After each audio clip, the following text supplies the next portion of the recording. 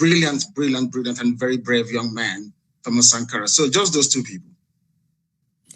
Okay, fantastic. I think before we continue, it would be nice for me to ask if this is the real Mazi Nnamdi Kanu or the cloned one. I can pull my ear for you. You can see I'm trying to exert as much pressure as I can. The clown in Asorok has 2 ears. I only have 1. You can see my glasses. I can take it off. You can see there is no other appendage anywhere behind this one. It's only one. I can pull my nose for you. You know, it is me. In fact, I can even bring, if you'll pardon me, I have here with me the mask that everybody has to wear these days. You can see that my ear is not bent, is it? You can see that it's normal, it's not bent. But the clown in Asorok, when he's wearing his own mask, you see that his ear will be bent like that. Mine is not bent. So it is the real me. And of course, I have this mark here and it's unmistakable. Yes, I just wanted to establish that you are alive because I read somewhere that you were dead. And so I wanted to be sure I'm not making history by talking to a dead man in heaven. Not at all. I'm here live with you on this program. Fantastic. So could you tell me some of the books that you read that might have influenced you? I don't want to say radicalized you. I would say influenced you. Growing up was, as with most of my peers, is Chinua Achebe's Things Fall Apart. That is number 1. Because it reminded us of who we are, where we are coming from, and where we should be heading to. So that very book was pivotal in shaping my understanding of my people and what needs to be done to rectify the damage that colonialism had done to our people. The second one, I would say, is Alex Haley's Roots. Again, in that very book, it reminded me or reinforced the need for the Republican zeal that burns in each and every Biafran, that we see ourselves as equal before any other race around the world, and our belief, cardinal belief, that all men are created equal before God. Given the heroic sacrifice those people made at Savannah in Georgia, in America, many, many centuries back. I also read Leon Uris's Exodus. It is about the Jewish Holocaust and the reestablishment of the State of Israel. Again, a very decent pointer towards where Biafra should be heading to. Those 3 books, Things Fall Apart, Alex Haley's Roots, and Leon Uris's Exodus. They're my 3 favorite books here. I've read a lot about your religious beliefs, but could you tell us about your faith? I worship the one true God in heaven that incidentally every religion on this earth believes, or should I say, worship as well. I believe I am a follower of Yeshua, Jesus Christ. I believe I worship where Jesus worshipped. I worship the same God that Jesus Christ worshipped. I praise the same God that Jesus Christ praised. And one of my favorite prayers actually was the prayer that Jesus prayed when he was asked to teach the disciples how to pray. And he said, "Our Father who art in heaven," which goes to confirm the supremacy of Almighty God in heaven, bar none, the name above all names. And it is exactly the religion of my forefathers. My ancestors worshipped God and God alone. We answer Wachuku. From the names we give our children, we glorify God. And if you go to my village right now, all you hear about Ikechuku or the Nakachuku, everything is about God. So I don't need to be tutored or to be told by anybody who God is, because God is ever present in our lives, and that is the God that I worship. Sometimes people tend to mistake it because the only modern interpretation of that very religion is Judaism. The only modern interpretation of this ancient religion is modern day Judaism. So that is why I tend to gravitate towards Judaism. But as I said, I am a follower of the teachings of Jesus Christ. But I am I practice Judaism in the main. I was privileged to meet the late Chief Chukwuemeka Odumego Ojukwu in his lifetime. In fact, Ovation had exclusive access to his wedding, to his wife, Lady Bianca. What was your relationship with him? Did you ever meet him? And did you draw inspiration whatsoever from him? Yes, he is our eternal leader. And that was the title that I gave to him in recognition of the very stellar work that he did, trying to save a people that didn't want to be saved. And also, I had come in contact with him in London. We invited himself, Peter Obi Chekwasokore, to come to London. That was in the year 2002, if I'm not mistaken. And I consider it an honor that where he stayed, the hotel he stayed in London, I paid for it. So I had sat with him on a few occasions and benefited from his immense counsel. The reason why we want to honor him by restoring Biafra. And only then will the whole world know in how much esteem we actually hold him. To us, he's an icon. To us, he's our Moses. To us, he is the forebearer. To us, he is everything. And Ojukwu to us, it means a whole lot more than people can ever imagine. And the few times that I sat with him and he spoke, he said a lot of things. In fact, the role that the British played during the war, he was the one that made me to actually realize what they did and the need for us to be very careful. The journalists that were interviewing him, especially from BBC, in their typewriters were, should I say, listening devices that were transmitting everything Ojukwu was saying all the way back to London. And that made it possible for them to sabotage that very effort, or should I say, to undermine it, especially what transpired at Aburi, that we now have the tapes and records of. So I sat with him and I discussed with him, and it was very, very informative, very, very fruitful. And I learned a lot from him, something that will continue to guide me as we proceed on this very important and critical journey towards the restoration of Biafra. Fantastic. Now we'll get to the area of my bazookas. Now it's time to fire a few bazookas at you. You've been seen by many as waging a war against your country, Nigeria, by seeking a Biafra nation. What led to your decision? First of all, Nigeria is not my country. I was born a Biafran. My birth certificate reads Biafra, and no one has ever changed that. The fact that I was at some point or the other in possession of a Nigerian passport does not actually confer upon me their citizenship. I saw the Nigerian passport as a mere travel document because my birth certificate issued at the time of my birth reads Biafra. Nobody of a sane mind will condone or accept what is happening in Nigeria.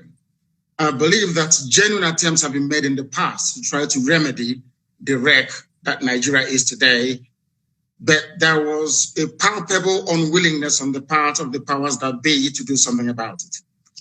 I detest suffering and pain. I hate to see people suffer. I hate to see people in pain. The only thing that propels me, the only thing that drives me towards this very agitation is not born out of hatred for anybody, but a desire to test freedom in our time. Nigeria was not constructed by a Yoruba man. If it were, I would have perhaps accepted. Nigeria was not created by a Fulani man. If that was the case, who knows, I may accept. Nigeria was not created by a Hausa man either. It wasn't created by a Nupe man. It wasn't created by a Gwari man, never created by a Jukun man. Nigeria was not created by an Ijaw man, not created by an Ibibio man. Nigeria was created by a white man and named by a white woman. The name Nigeria means awful, bad, evil. It means nigger, which is a swear word, is a slur in America. If a white person calls a black person nigger, they might end up in jail. then why should I answer a name that is abhorrent before God and before man? Nobody came from all these ethnic groups. They never got together to say, as from today on, I should be Nigerian. A white man determined. I cannot go to England and say to English people, I want to rename Liverpool. I want to give it another name. I'm sure they'll think I'm mentally, unstable and put me in jail. Now, the problem is this. Why should Africans accept the name Nigeria? It doesn't mean anything in Yoruba language, doesn't mean anything in Hausa language, doesn't mean anything in Igbo language. But yet we are African. So I see it as a relic, or should I say a vestige of racism. I see Nigeria as an abomination, not just before God, but before man as well. Those with common sense, that's the reason why I like Thomas Sankara. Thomas Sankara changed the name from Upper Volta that had no meaning to Burkina Faso. Now, I wonder why educated, very savvy and enlightened Nigerians cannot see it. You have half of Yoruba land in Benin Republic. Some are in Togo. For over 20 years, I have been a very vocal advocate and will also encompass the Yorubas in the Benin Republic and those in Togo, because they are Yoruba. Wouldn't that be very wonderful? Why should white people come from Europe and decide that some Yorubas should be Togolese, some should be from Benin Republic, and some should be from Nigeria? You're a Yoruba man. What do you have in common with a Kanuri man? Absolutely nothing. But I can tell you, you have something in common with a Yoruba man in Togo. You have something in common with a Yoruba man in Benin Republic. Why should you see a Kanuri man as your fellow citizen in Nigeria and not a Yoruba man who lives just a stone throw from Badagry? So these are the anomalies that Africans need to sit down to address. That is why we have arrested development. That is why nothing seems to be working. Because the convergence of these diverse value systems from the core Arewa North, from the West and from the East is making it impossible for Nigeria to function as a viable state. And that is a recognition that we must, at this very point in time, be able to address as educated people. Not that I hate Nigeria. I hate the name. I despise it with a passion. If you allow me, I wouldn't exist tomorrow morning. Anybody who answers or addresses him or herself as a Nigerian is a product of neocolonialism, not something that I am prepared to accept, because Nigeria never existed until Flora Shaw gave her that name, Nigeria. Before that, you had Oduduwa. Before that, you had Biafra. Before that, you had Crown Brono Empire, and all these wonderful and weird civilizations. Now, a white man cannot come from Europe and then create an identity for me.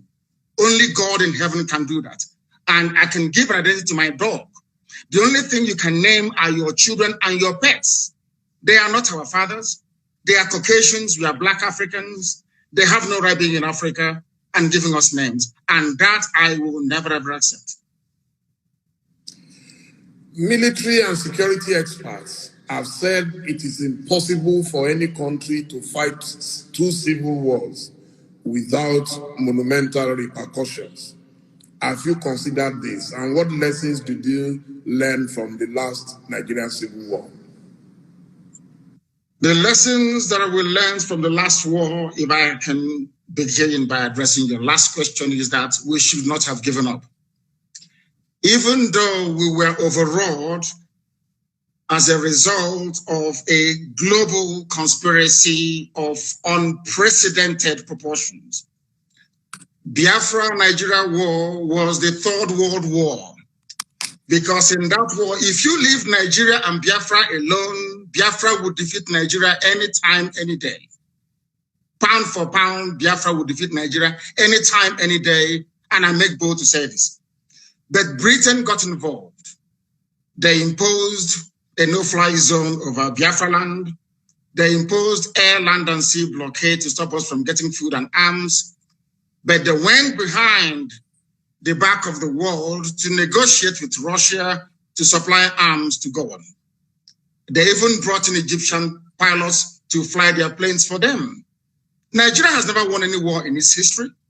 Ordinary Boko Haram, they are begging Niger, they are begging Chad, they are begging Cameroon to help them. They've never won any war. The only thing they specialize in doing is killing civilians, as they did at Lekki Tollgate. That's what they can do. Nigeria has never fought any war. An army is meant to go out to win territories for the country that it claims is coming from. The same way that Lugard led an expeditionary force to come to create Nigeria for the crown in Britain. Nigerian soldiers have not done that before. Anywhere they go, they're humiliated and they come back. So I wouldn't actually see, I wouldn't describe what transpired between 67 to 70 as a Biafra-Nigeria war. Is Biafra versus the whole world. The United States was ambivalent. They never actually, should I say, participated as they should. Britain was there running the whole show. They destroyed Aburi Accord, destroyed the agreement reached between Ojukwu and Gowon. They came back and they instigated a war. That was all they did. There was nothing. I wouldn't see it as a war. And I want to let Nigeria understand this. There is that tendency, that what I call the Fulani Janjaweedism, there is that tendency to intimidate, that tendency to terrorize, that tendency to subdue, overall, and then conquer people. It is not going to happen in our time. They will try, but they will fail. The more they focus their attention in the East, the more the terrorists that they themselves bred in the North will overrun them there. So I am not in any way, shape, or form either phased or overawed. They will come again because it's in their nature, and this time around they'll be roundly defeated. Well, I think with due respect to our men and women of armed forces, I believe they are well rated. I visited them in Liberia. I visited them in Sierra Leone. In Liberia, we were controlling 10 out of 15 counties. In Sierra Leone, in fact, we actually lost one of our brigadiers, and the Sierra Leoneans are eternally grateful to us because, but for the support from Nigeria, both countries, I don't know what would have happened to them. In fact, at the time, Professor Adeniji was the head of UNAMSIL in Sierra Leone. I think it would be unfair to describe us military as weak. It is possible, yes, that they got support from somewhere else. Of course, there are allies. That's why you had NATO. In fact, it's one of the reasons a lot of people are angry with America under Trump, that he has virtually collapsed the relationship, military ties to other countries. So I'll leave it at that. But then I want to go to the next question. The Igbos are obviously marginalized in the political configuration of Nigeria, but they have done extremely well globally in business, in sciences, in commerce, and so on. Won't they risk a lot of these spectacular achievements if you decide to go the way you want to go? I should have thought that your question should be along the line of, had those people been in Nigeria, don't you think that Nigeria would be a better place? For instance, but it's never happened and will never happen for the following reasons: resentment, envy, and the need for the Fulani Janjaweed Caliphate to dumb down the standard of excellence so that everybody can become an Alumajiri. That's exactly what I have done. I am not shocked nor surprised that we are recording not just, Igbo people or Biafrans, but Yorubas are doing the same thing as well all over the place. It's there. What I then want to ask people is this: why is it that we cannot wake up one morning and hear that there is one Fulani mathematician in Florida doing very well, maybe working for NASA? Why is it that we have not woken up one morning to hear there is one Fulani man or woman voted in as a mayor or as a parliamentarian somewhere in Europe? It will never ever happen, because that is not their orientation. That is not how they were brought up to see society. The recognition of people's skills and talent is a prerequisite for the driving of any progressive society. That hasn't happened in Nigeria, because if you're not from the North, may God help you. Why is Nigeria suffering today? Nigeria is suffering because of successive regimes of mediocrity and sub-standardization, for the simple reason that people do things based on ethnicity. People want to protect their tribe. Even if they're performing very badly, they want their tribe to become preeminent. And in the process, those men and women who are skilled, who are well-read, who are well-learned, they get forgotten. And then, of course, they travel abroad and you can see their excellence come to the fore. And that's exactly what has been happening. What we are saying is that once we have Biafra, they will all come back home. And Biafra will quite rightly become the light of Africa and Black people all over the world. Because without Biafra, Black Africa will keep floundering and there can never be any progress. I'm sure you know that politics is a game of number. And it has been theorized that the domination you complain about of the, what you call the Fulani hegemony, has been made possible because of the lack of unity amongst the peoples of North Central, Southeast, South-South, and Southwest. And that if they unite, they will be able to end the perpetual dominance of the so-called Northern oligarchy. Do you agree? 100%. And that was why some of us threw our weight behind our children. Some people will say, refer to me as a youth, but I'm not. I'm a very old man. I may look young, but I'm a very old man. Now, the reason why we supported our young people was because for the first time in living memory, we managed to bridge that divide, to bring everybody closer around an issue that is of importance and concern to all these people. Were you not surprised when, following what's transpired on the 20th of this very month, the same people that have failed and will continue to fail, the same leadership structure, or should I say the same cozy boys club that they formed, if your father is passing on, he will hand you over to the next buffoon to groom you in this politics of mediocrity that you find in Nigeria. Were you not surprised and shocked that the same people managed, or should I say succeeded, in introducing the tribal and ethnic dimension into what we are doing? Those of us in the South, those I am proud of the should I say the understanding that those of us in the East have with our Yoruba brothers in the West, and of course, as time goes on, also Middle Belt. There is now a recognition that we are our own worst enemies. In Katsina State, there are other tribes other than Hausa and Fulani. In Katsina. In Bauchi, the same thing. All across the north.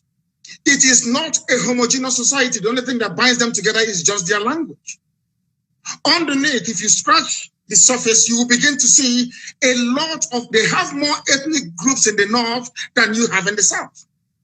Many more in the north than have in the south. But over the years, the Fulani oligarchy have managed to should I say, moderate their differences.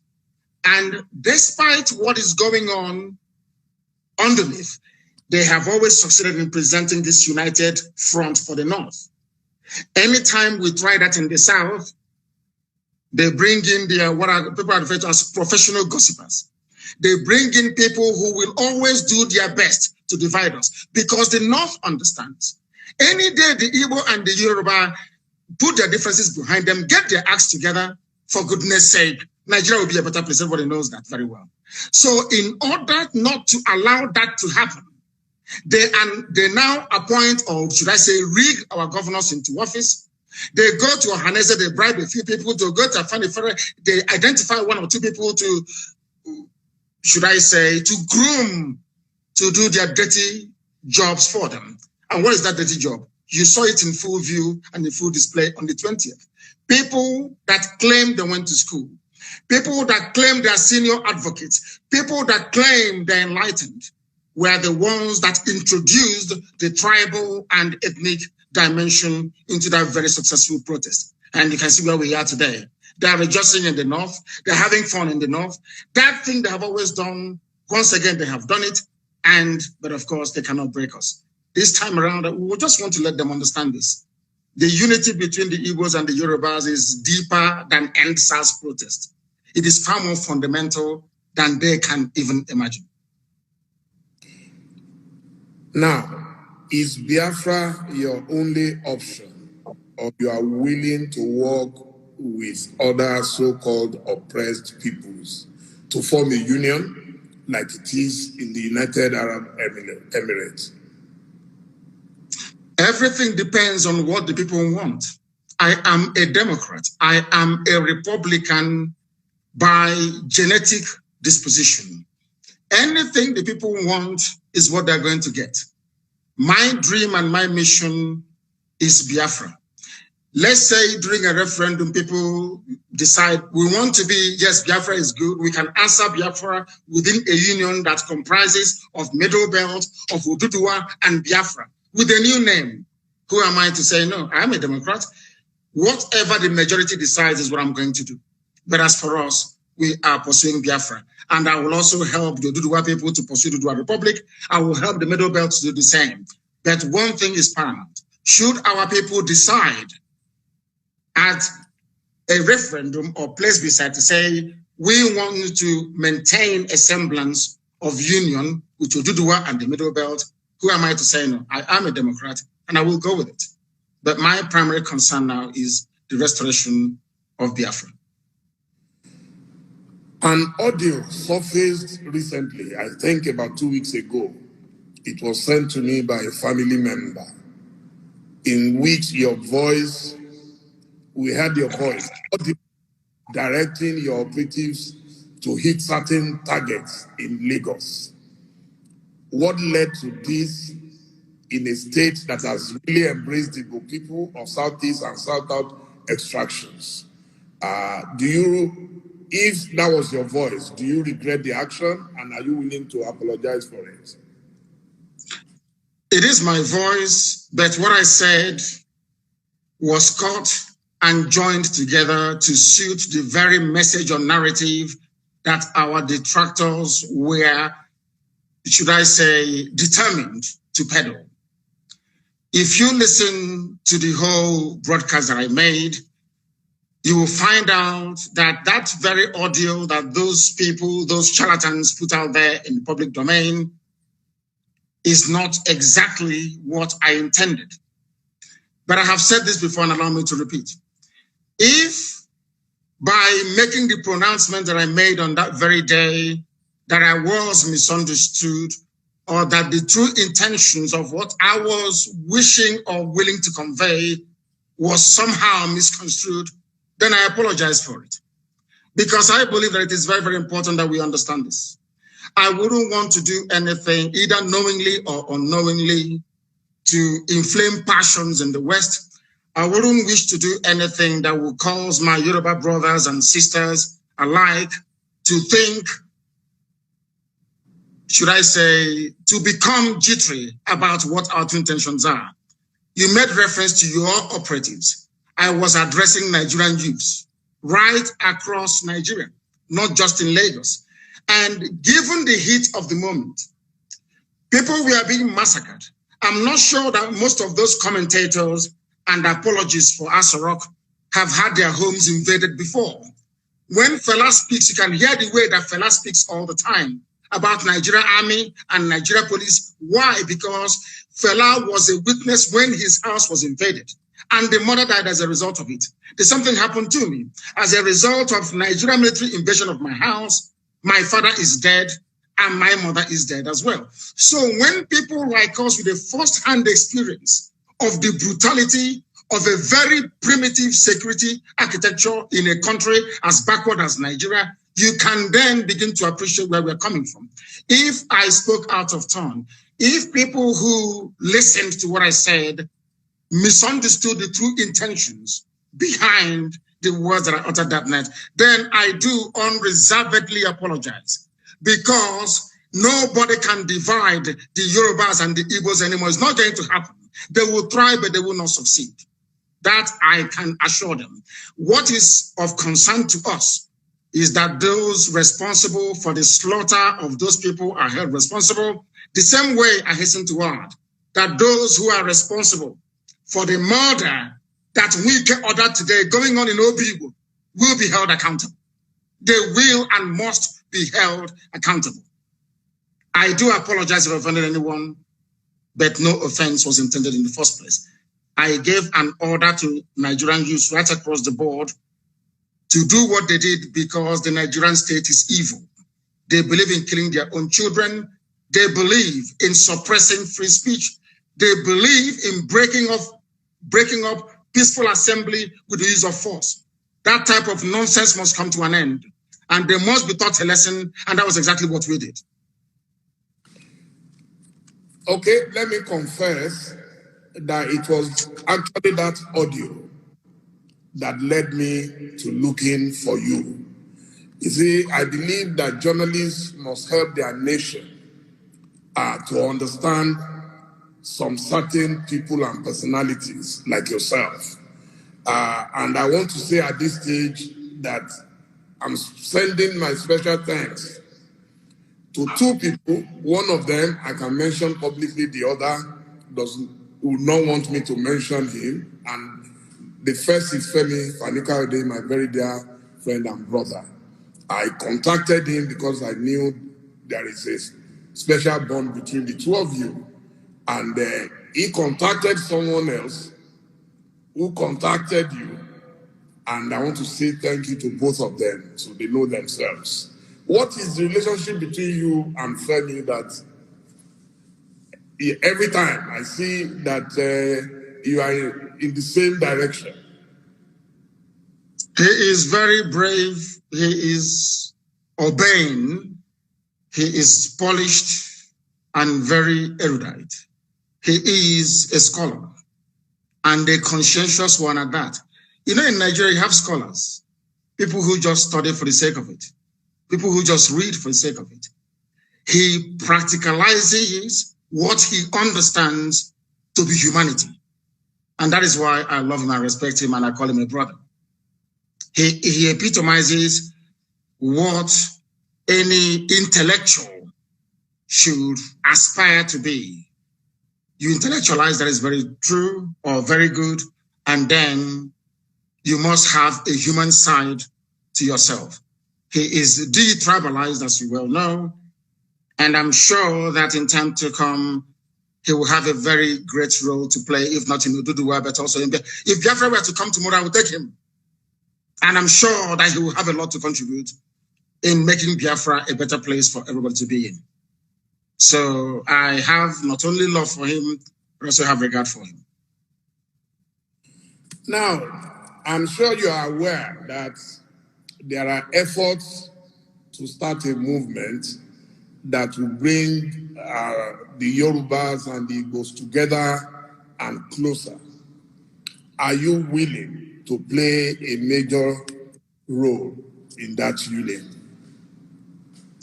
Yes, we are doing ours on the ground. You saw the protest on the 1st of October right across the world, Yoruba One Voice and IPOB. So we are doing ours. That was why I categorically stated, and without any equivocation, that the bond between the Yorubas and the Igbos can no longer be broken by anybody. They will thrive, but they will fail. It can't be broken anymore. So I am more than willing and able to serve in whatever capacity that is required of me to make sure that these two great nations pilot the affairs of Black people in Africa going forward. Because without them, Africa is doomed, more or less.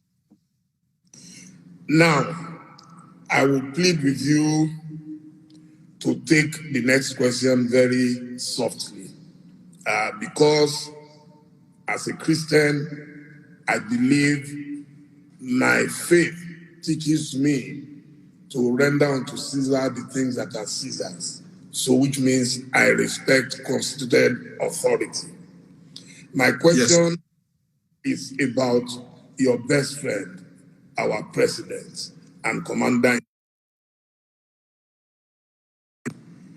Now, you propounded this theory of a cloned man, and that our current president is a Sudanese man called Jibril. Do you agree that your information might have been wrong, and you are also willing to apologize to him for that error? Anybody can make a mistake. No, not at all. Buhari is dead and buried in a shallow grave in Saudi Arabia. Aisha Buhari was there. She came back from what they called a lesser Hajj. She was wearing black. She was mourning. If you look at the pictures that were circulated at that point in time, you will see the smug, or should I say, the forlorn faces of northern governors. A minute silence was held at the AU for a late Buhari.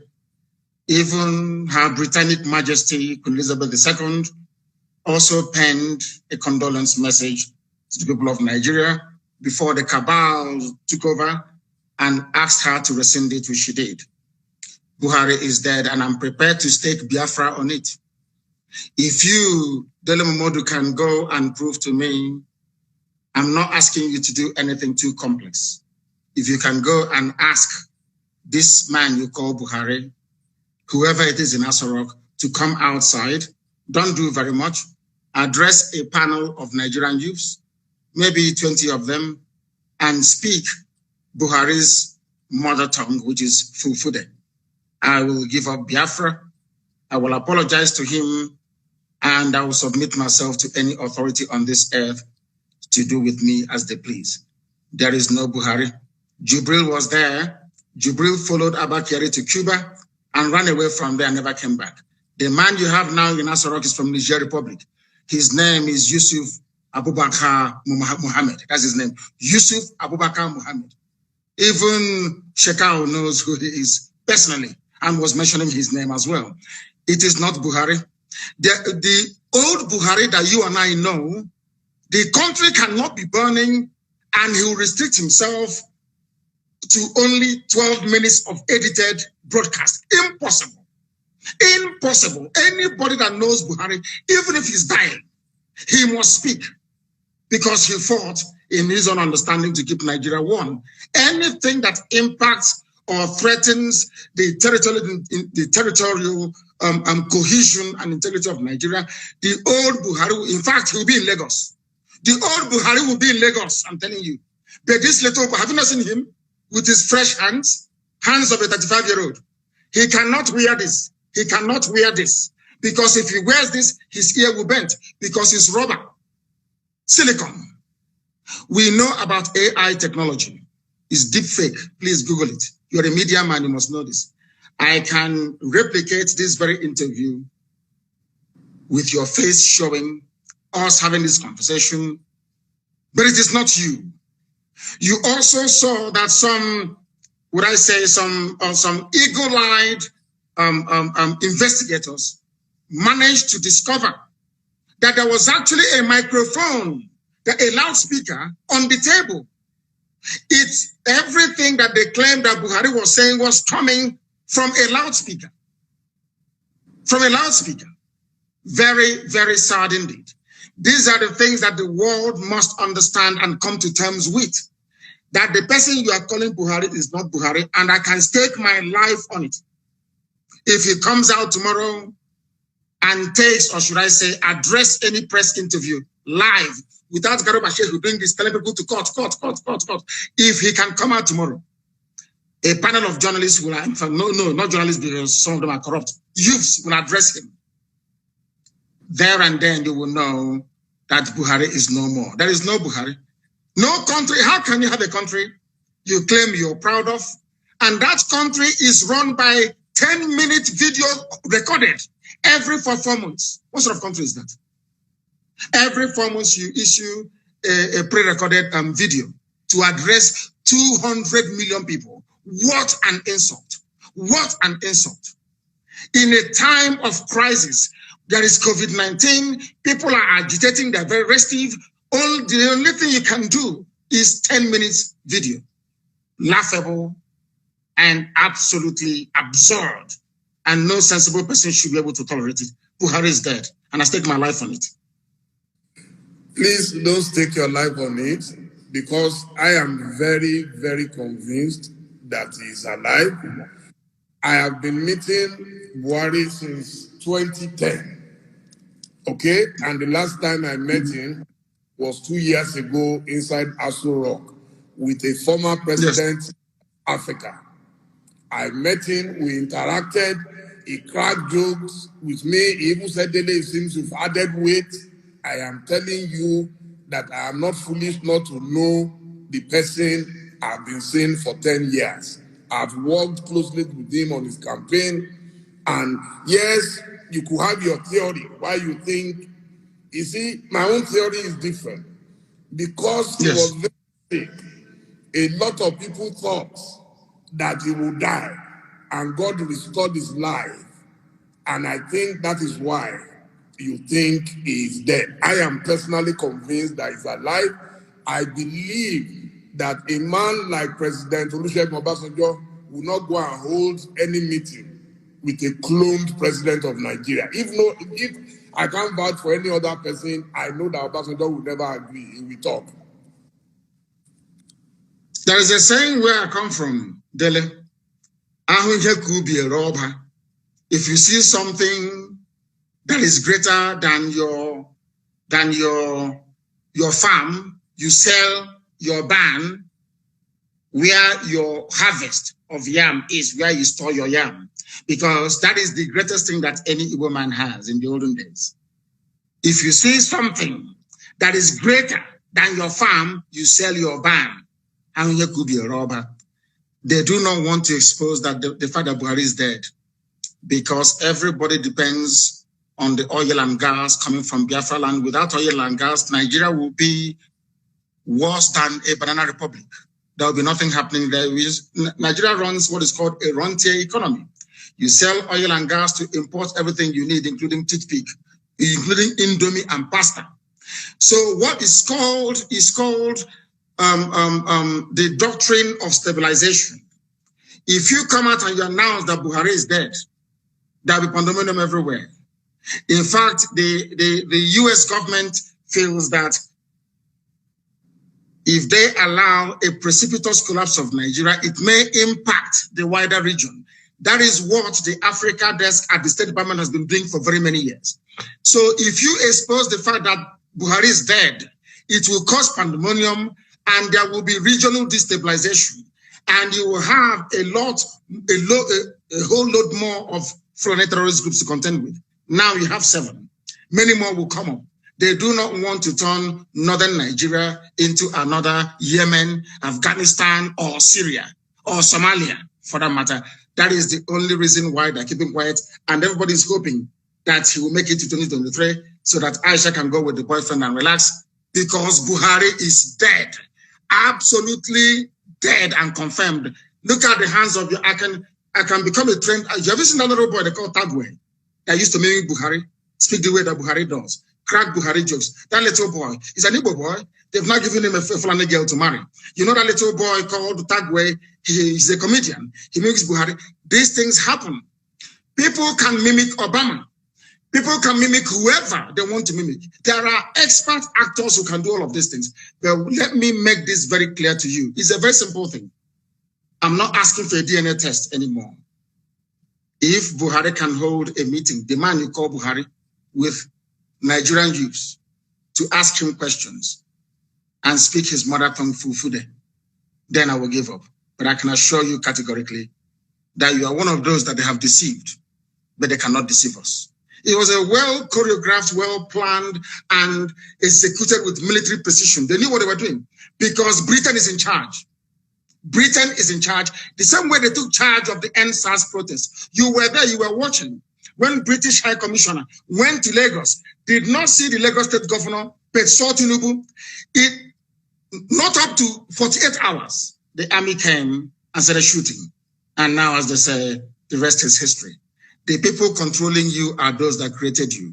The people that made you a Nigerian are those now in charge of your lives. You are not in charge of Nigeria. They are, and are the ones running the show. And maybe next week, you get another 10 minutes video recorded.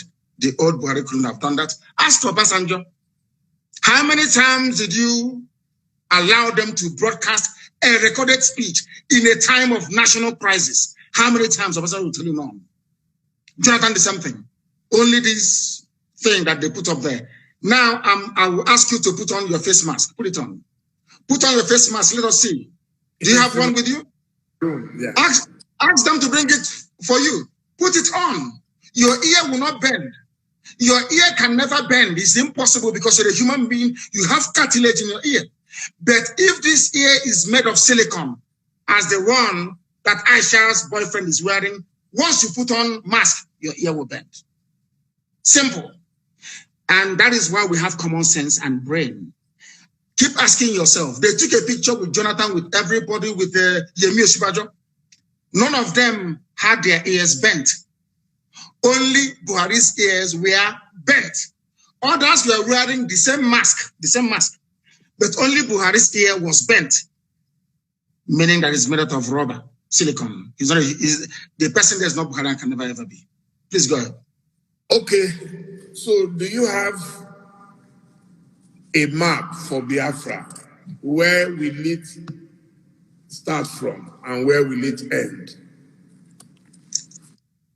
First of all, do you know that if I ask you now, Dele, how many states do you have Igbo people in Nigeria? How many states would you tell me? It's a simple question. You're a journalist. I would say everywhere. No. I mean where they are indigenous to, where they come from. There could be Igbo people in Lagos and not from Lagos. The Igbo people.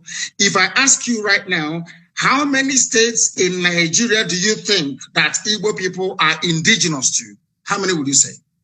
5 Southeast states? After all, that is the Igbo territory. Is that what you would say? Yes. I have a surprise for you. It is 13.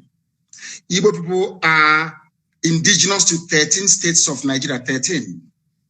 As I told you, those who created Nigeria are in charge of Nigeria. And in order to weaken, to diminish, to render irrelevant every aspiration of an Igbo man, Britain decided to advise the Janjaweed Caliphate to keep redrawing the map until we now have only 5 states. Igbo people are in 13 states. And now let me answer your question. The map of Biafra starts from wherever women tie 2-piece wrapper and ends where they stop tying 2-piece wrapper. In other words, Biafra land starts from Kogi in the north, in Igala land, Idoma, Igede, all the way to Godomikodo, Idu land, in Udo, and going down to Bakassi, after Cross River State, and to Bonny, and to Opobo in the south. All these are Biafran territories because if you go there, all the women that the 13 states. I want the 13 states, please. You want me to name for you the 13 states that make up? Yes, please. Kogi, are there Igbo people in Kogi? I'm sure the answer is yes. Yes. Indigenous. Are there Igbo people in Edo State?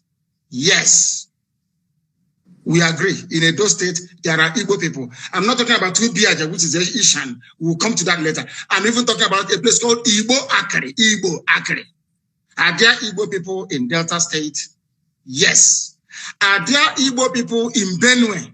In Benue State, I'm asking you, Izi community is in Benue State. They speak Igbo. The largest market you have in Benue belong to the Igbo communities in Benue State. Are there Igbo people in Cross River? Yes. So Igbo people are in Cross River. Are Igbo people in Akwa Ibom? Yes. E2 is in Akwa Ibom. There are Igbo people there. Are there Igbo people in River State? Are there Igbo people there? Of course there are. 90% of River State is Igbo. Are there Igbo people in Bayelsa? And you'll be shocked. YES is the answer. There are Igbo-speaking people inside Bayelsa itself till tomorrow morning. The same way you have Igbo people in Ondo. Are there Igbo people in all the 5? I've counted for you the 6 states that make up the so-called South-South. Imo, Abia, Anambra, Ebonyi. Yeah, you've mentioned 9 now. 9 states. 1, 2, 3. Kogi, Edo, Benue, Cross River, Akwa Ibom, Rivers, Bayelsa, Ondo. Have you added? No, not in Ondo. We're not in Ondo. Igbo is not in Ondo. What is in Ondo is Ijo. Ijo is in Ondo, not Igbo. But okay. Ijo is Biafra. And we'll get to that later. And then you add the 5 southeastern states. You have Imo, you have Anambra, you have Enugu, you have Ebonyi, you have Abia. Add all of them together. Imo, Anambra, Ebonyi, Abia, Enugu. 1, 2, added to the 6. Okay. 5 southeastern states. 6, 7, 8, 9, 10, 11, 12. I think one is missing somewhere. One cannot be 6 states. 6 states of the south, 5 states of the southeast, then Kogi and Benue. And then you get 13. In all these places, you have, I'm not telling you about where they are trading, where they are doing business. People from there are Igbo. They are indigenous. And you think Kogi would agree to go with Biafra? No, it's about a referendum. We are asking, what we're asking for is that part of Kogi where women tie 2-piece wrapper. That's all. Your mother will tell you where you come from. If you look at your mother when she dresses up to go to church or to go to a function and she's tying 2-piece wrapper, one on top of the other, then you know you're a Biafran. And that's what they do in Kogi, in Enugu State, in Benue State, in Cross River State, all the way down. You can go all the way down to Edo State. It is there till tomorrow morning. Don't you think you are likely to hit the brick wall if you try to go expansionist, if I could put it that way? I am an Igbo man. With all due respect, my dear brother, the Yorubas may be comfortable leaving Yoruba people in Togo and the Benin Republic and calling somebody from Sokoto State their brother. I don't intend to do that. Wherever you have Igbo people, they must be together as one. We are not leaving anybody behind. We cannot leave anybody behind. It was the Fulani Janjaweed and the British that caused this problem. You cannot come to my land, you take an Igbo community, you give them to Benue, you give them to Kogi, and you say they're from the north. Ohanese may tolerate it. I will not tolerate it. I can't tolerate it. I am not going to leave one single Igbo community anywhere. They must be part of Biafra.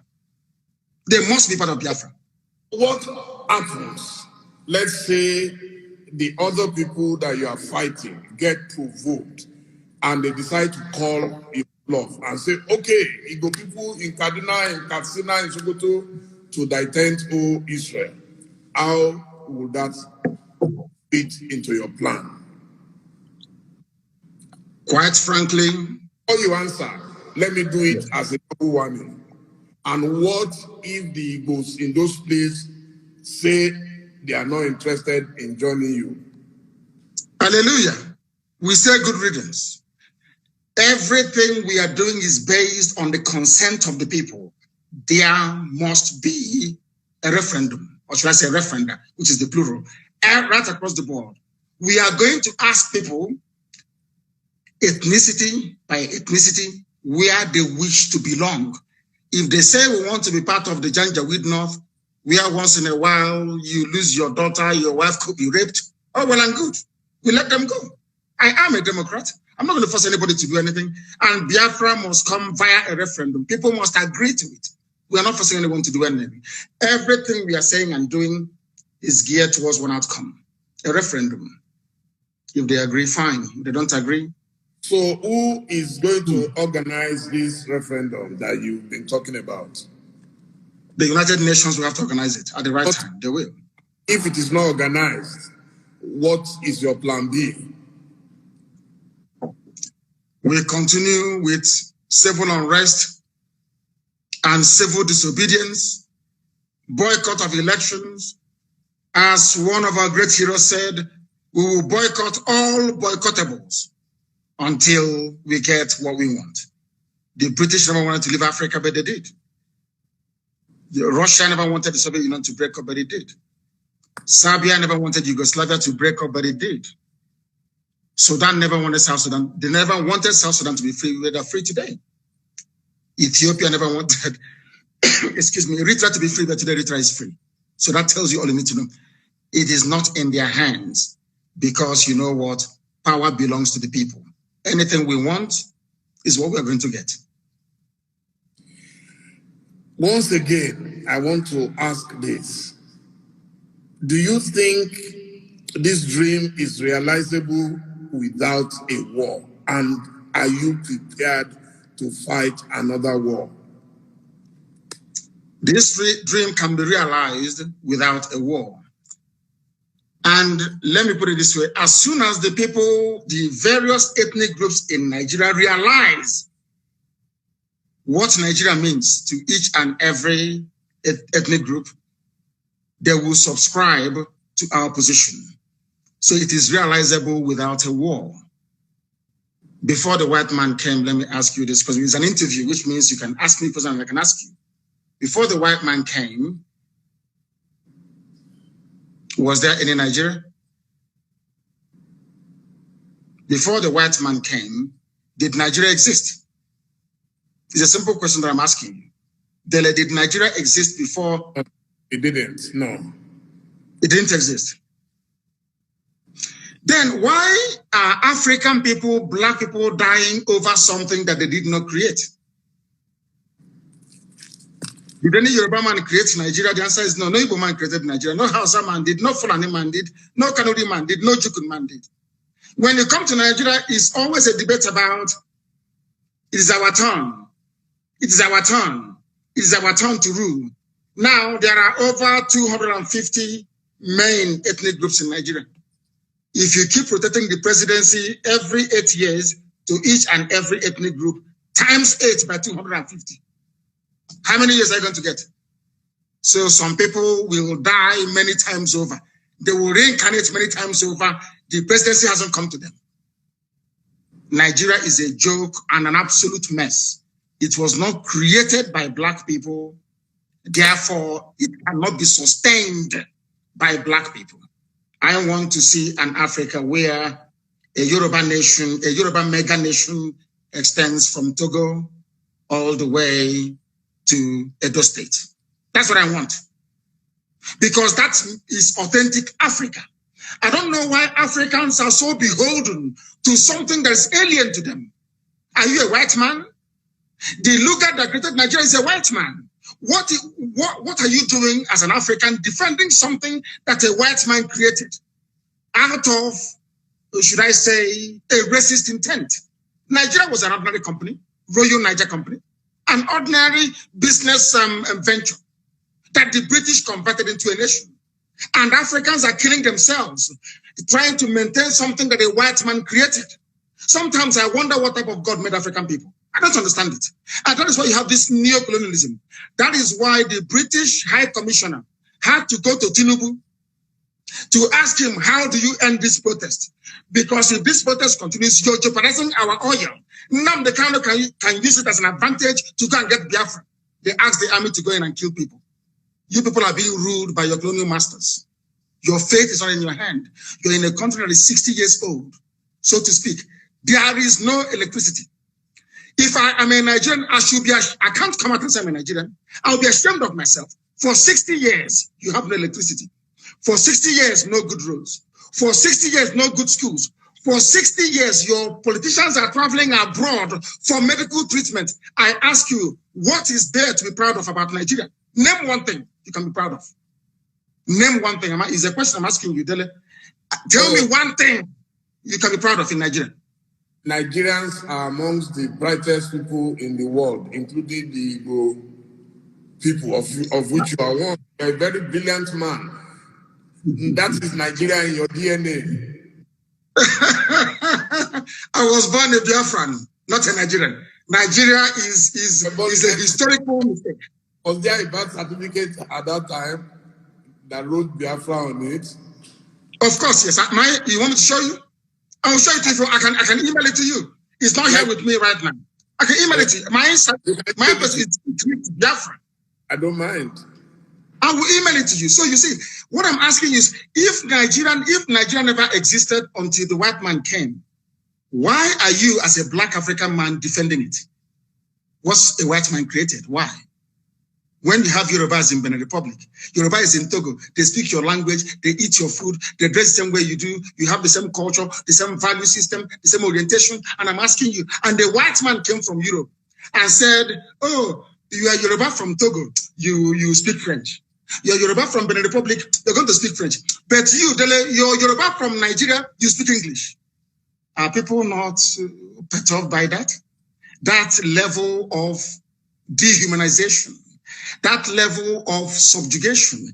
You see, the one thing that shocks me about Africa and their class of intellectuals is the fact that they are willing to swallow hook, line, and sinker anything the colonial master gives to them.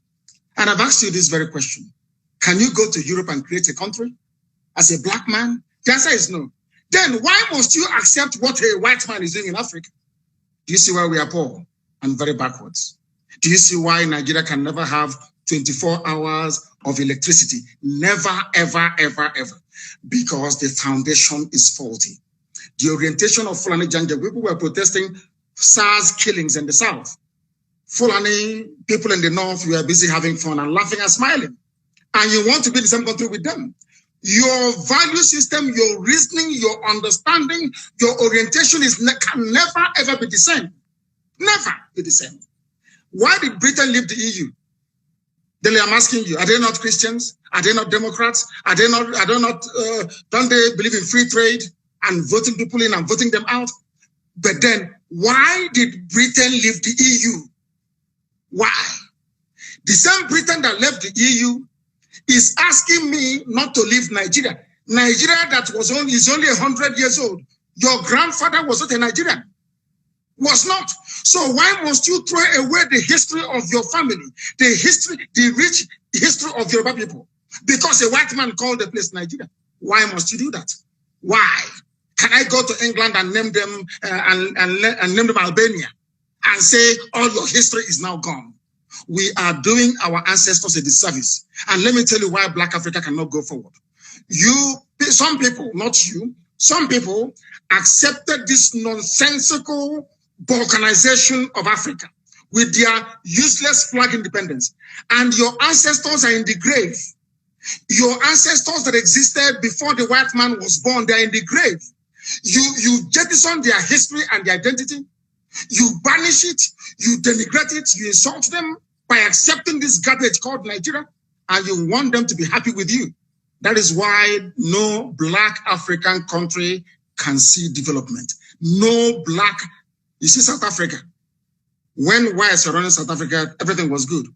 Now Blacks took over. Look at what is happening. Because even the land of Africa itself is angry with us. We went to school for a reason. The reason why you go to school is to question certain things. And the question is this: why is it that you, as an African, you're willing to kill, to die for something a white man created when they cannot do the same thing for you? You see how they are not equal to us. You see why they are always better than us. And nobody can tell me with any ounce of conviction or justification the reason why Yoruba people should be in Togo, in Benin, and in Nigeria. Why can't they be in one country, the same way that the English people are in one country in England? Or should I say in the UK? These are the things that we must ask ourselves. Okay, thank you so much. Thank you, Mazi Nnamdi Kanu. I mean, you are very passionate about your beliefs. Nobody can take that away from you. So now we get to the stage where I already jotted down some questions from members of the public. The first is that you hold a dual nationality. So they are saying you have a choice, you have an option. What about those who have nowhere to go? The reason why you're interviewing me today is because I got lucky. My parents didn't get lucky. People who were in my house did not get lucky that very day. They died. My dog also died. Jack, they killed my dog. Now, listen very carefully.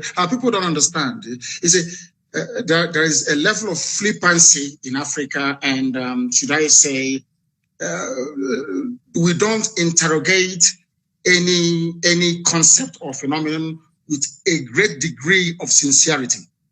Why do I have a Nigerian passport?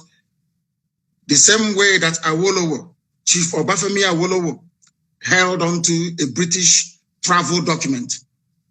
Did that stop Awolowo from fighting for Nigeria to be independent? I'm asking you a simple question. Did that stop him? Awolowo went to Glasgow to study. Document. Exactly. He traveled abroad. Awolowo traveled abroad to study. He read economics in Scotland, and he came back, probably even on British scholarship. The fact that Awolowo was availed of free education in England and traveled to England by ship in those days with British papers, did it stop Chief Awolowo from fighting for independence of his people? And I must say, he was a lawyer. Thank you. Sorry, I do apologize. He was a lawyer as well, but he also read economics. Do you know he read economics as well? He also read, he's a lawyer. I agree. Now, I'll ask that question again so you answer so that the whole world can hear. Yes, the fact that Awolowo went to England and studied, or let me say Britain and studied, United Kingdom, came back, became a lawyer and an economist. Did that stop Chief Awolowo from campaigning for independence from Britain? I don't know if you can hear me. Can you hear me? Hearing you, yeah. I understand your logic, yeah. Now, the same thing with Dr. Nnamdi Azikiwe. He traveled to the US. He studied. He traveled to the US with British papers. As somebody traveling from a British colony, he went to the US and he read, and he came back. And a Yoruba man, incidentally, let me tell you why they don't want Yorubas and the Igbos to be. A Yoruba man identified the talent in Nnamdi Azikiwe and appointed him the secretary of NCNC. That Yoruba man is Herbert Macaulay, a Yoruba man. And Zeke fought with the likes of Awolowo until Nigeria became free. Why didn't they say, in those days they were very intelligent? Nobody said to Zeke, you went to England for free. You studied, you have their passport. Now you're fighting and saying they should go. Because in those days, our fathers, they had brain. I'm sorry to say this generation, I don't know what's wrong with them. Is a social media indomie generation. And I hope that after this evening, they will become, should I say, more enlightened as to the issues. I no longer hold dual nationality. I used to have dual nationality for convenience sake, just to travel out of Nigeria, not for anything. And my hatred for Nigeria didn't start today. I've always hated Nigeria. It's a very useless place. Only a fool can say, I am a proud Nigerian. There's something to be proud of. Absolutely nothing. You have nothing. Individually, you're brilliant. The Ngozi Okonjo-Iwealas of this world, our brother who is at Africa Development Bank, very smart and very brainy, yes, as an individual, but collectively as a group, the most useless 200 million people in the whole world. Nothing is coming out of nothing, absolutely nothing. Absolutely nothing. So how can I be a proud Nigerian? Ordinary light you don't have. No, simple light you don't have. How can I be a proud Nigerian? Thank you very much. Now, your governors have virtually rejected Biafra. Those are the most senior representatives of the people. So this person is asking, how do you want to deal with that situation? How many governors do we have per state? I think it's one, isn't it? One governor per state, yes. But they and control, in a democracy, they control yes. How many, during election, how many times does the governor vote? Once. Okay. So the people will decide, not a governor. We are not Fulani Janjaweed. We don't have feudal lords in our land. We are Democrats or Republicans. You have only one vote. Only one vote. One governor, one vote. People may dissent, they're entitled to their opinion. One governor, one vote during the plebiscite or referendum. And there is nothing they can do about it. The majority says they want Biafra. So the views of the governor, of course, may be taken into consideration, but it doesn't count because they are in the minority. We are not climate people. Someone has asked, how are you funded? We are the largest movement on the face of this very planet Earth. IPOB, Indigenous People of Biafra, we're all over the world. And our people are very, very generous. They fund us. No politician, no millionaire, no billionaire, nobody. Ordinary people in the diaspora and people at home. They fund this well-oiled machine all over the world. That is why we are formidable. We owe it to them. We don't have any godfathers. That is why I speak the way I do. If there's anybody who can say they are funding us, come out and say it. Nobody does. Ordinary people do. Because everybody wants freedom. Someone is asking, if you say you are asking for a referendum, how come you sometimes apply force, the use of force and coercion? That is the only thing the Fulani Janja would understand. Nigeria is a rogue creation. Nigeria is where vandals and bandits abound in political office. Nigeria is not a civilized society and can never ever be. You saw the way they are behaving. You give rice to a governor to give to people, the governor will steal it and keep it. Palliative that he did not buy. The only language they understand is by breaking into those warehouses and taking what belongs to you. The criminals and the hoodlums here are the governors, not the people who are hungry. I don't know why in Africa we always want to turn the narrative upside down. So you're telling me that Fulani can come to my place and rape my mother, abduct my sister, and I'll be clapping and praying and doing hallelujah and doing prayer and fasting. Nnamdi Kanu is not like that. We hunt them down, we pursue them, we catch them, and we deal with them. As simple as that. If people can tolerate that type of rubbish, we can't take it. Never, ever, ever. Never. You said you're a Democrat. Yes. Does democracy allow the use of brute force?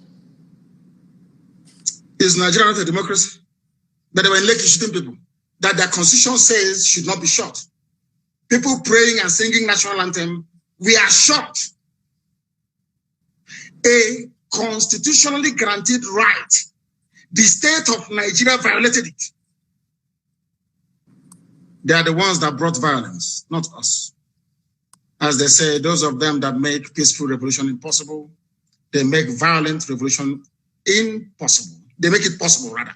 Those are the words of John F. Kennedy, not mine. An American Democrat who, and people talk about democracy all the time. The modern Britain you have today was forged in a revolution led by Oliver Cromwell that toppled the monarchy of King Charles I. Today, England is doing very well. France talks about democracy, but their democracy was forged in the heat of a revolution that toppled the reign, I think, of King Louis XIV or the 15th, I don't know, and Marie Antoinette. America, they hold you to account today if you're not democratic. America was forged in the battle of a revolution fought and led by George Washington. I don't know if we read all these things at all or not. I mean, I think Nigeria should employ me to write their curriculum for them so they can train sensible, reasonable people. People graduate from schools in Nigeria, they come out far more foolish than they actually went to school with. Someone has asked, are you not afraid for your life? And what happens? I am dead already. And at what happens if anything happens to you now? Do you have succession plans? I am dead already.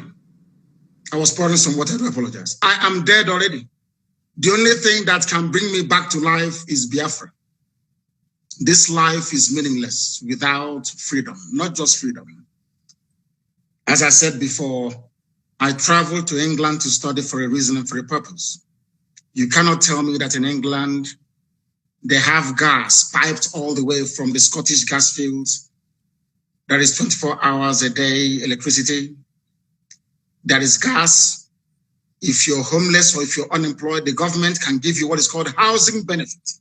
You can pay your rent and live in a decent home. They also give you money to feed as well. If I cannot do those things for my people, then my life is meaningless. So as I am right now, I'm already dead. I'm only waiting for Biafra to revive me and to resuscitate me. And I feel and I do pray that most other Africans should feel the way that I do. Because Africa is a failure because we fail to address the core and the key issues affecting our lives. We intend to change that. And by the grace of God Almighty in heaven, we shall be successful. My life doesn't matter anymore. What matters is Biafra. Everything else is irrelevant. And the zoo government, they know it. Everything is irrelevant.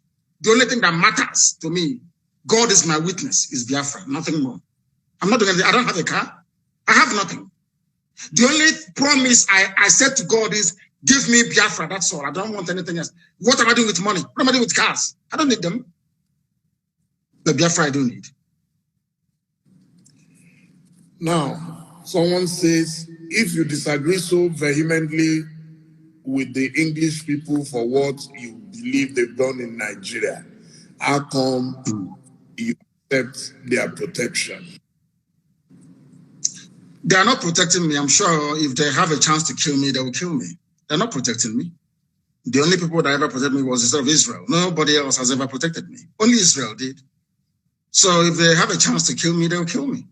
What protection is the person talking about? I said it before. Chief Obafemi Awolowo went to UK to study.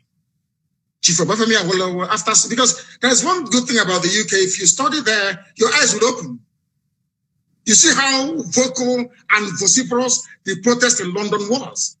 Because we understand their game, we know the way they play it, and we feel sorry for our people that they cannot see what we have seen. But one day, who knows, their eyes may open.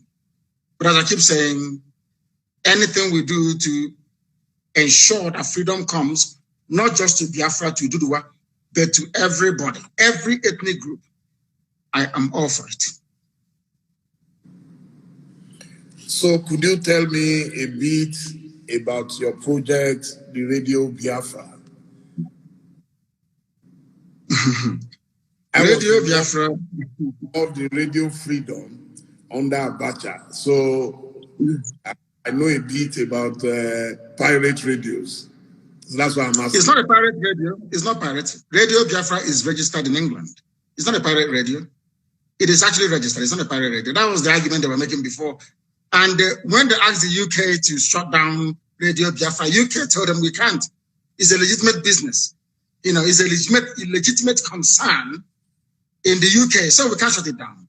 So it's not pirate. And we build our own transmitters. I don't know if you know that. The FM that you listen to in Lagos, if you're in Lagos right now, if you hear my voice tomorrow morning or the voice of any of the presenters tonight, we built ourselves. And I believe in encouraging ingenuity. Everything we have, we built ourselves. Because, of course, God is with us. And our mission and cause is noble. That is the history of Radio Biafra, and we keep expanding. And I do hope that before this month runs out, which is just a few days away, that Radio Biafra will be in Katsina broadcasting in Daura. Radio Biafra will be in Daura broadcasting. And they will complain, but they can't do anything about it because we are far ahead of them. What are you doing in Daura when you said Buhari is not there? So what will you be doing in Daura? No, they challenged us. Their MDC challenged us. They said they're going to buy equipment worth, 700 million to disrupt what we are doing. So in response, I said, I will put a radio inside Daura and I'm going to do it. I will. There'll be FM in Daura very soon. So you cannot be jammed. Who can jam it? Who is the person who can jam it? This is the technology from Biafra and you cannot do anything about it.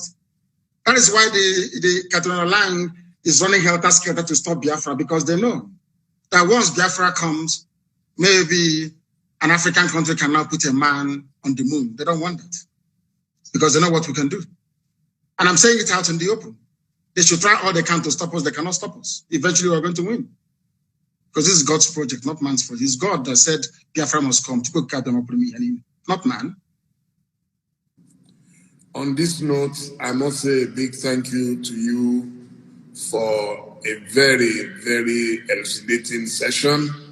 And I am definitely educated about you. I may disagree with you on a number of things, but a lot of people didn't want this interview to take place. I told them, I hate censorship.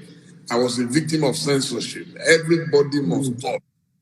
If you don't talk, nobody will know why you do the things you do. And those who disagree with you must still get to know more about you. And I must say, I am very, very grateful that you agreed to speak to me. And I hope very soon again, when we have cause to speak to you, at least now we've established this contact. And I really appreciate your agreeing to talk to me. Thank you so much, Mazi Nnamdi Kanu. Thank you, Dele. Thank you very much. Thank you very much. And thank you for having me. Thank you. Thank you. My dear viewers, I told you it will be the mother of all the interviews, and so it has been. Thank you all. We'll be uploading, and I'm sure a lot of newspapers will get some news out of this. Thank you, and good night. Thank you. Thank you very much. Thank you. Bye now. Thank you.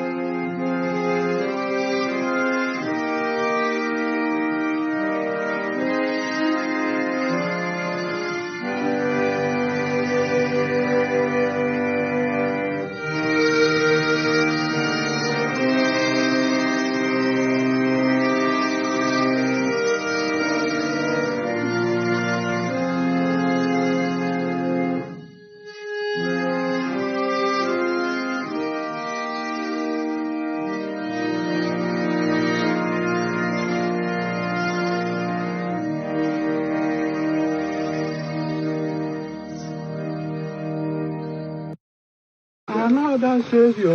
Holy, holy, holy, holy, Adimebujuku. Another Savior. Another Savior. Holy, holy, holy, holy, Adimebujuku.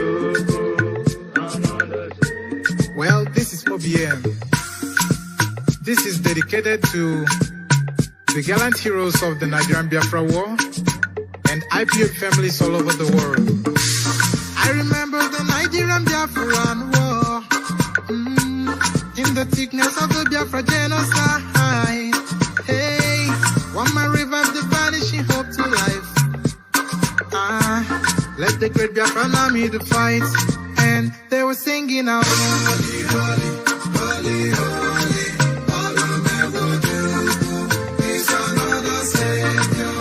They were singing out, holy, holy, holy, holy, all the Momodu is another Savior. Holy, holy, holy, holy, all the Momodu is another Savior. Many years after the genocide, whoa, yet another great leader has risen up now. Oh, and he's leading the Biafrans to victory. Inyamadika, Yapika Kokwanam Noao. Hey, Anamekele Mazuche Mefo. One memo, it's an honor having you.